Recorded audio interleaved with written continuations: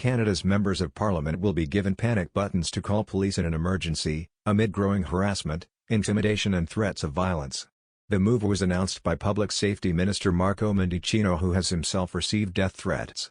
"The very negative and toxic rhetoric that we see online was very concerning," he said. Canada's MPs have also been threatened on the streets, and last year Prime Minister Justin Trudeau was pelted with rocks. Mr. Mendicino, who said he was threatened last month after introducing a gun control bill in Parliament, said the mobile alarms would add another layer of security for politicians. MPs are also being offered cameras, alarms and other security measures to be installed in their homes, and training on how to de-escalate potentially violent situations.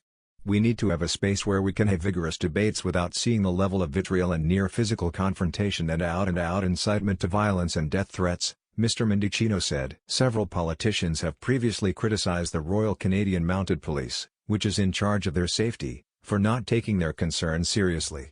One politician in particular has been targeted by abuse.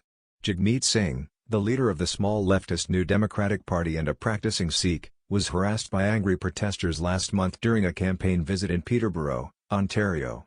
Video shows the mob shouting expletives at Mr. Singh, calling him a traitor and wishing him dead.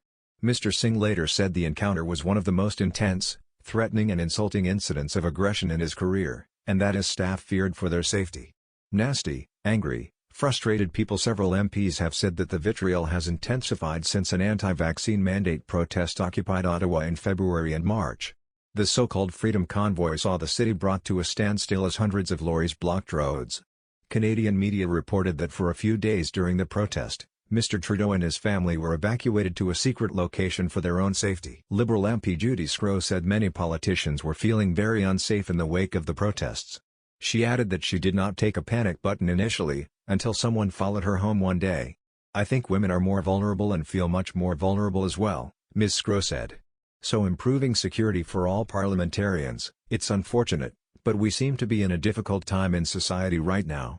A lot of nasty, angry, frustrated people."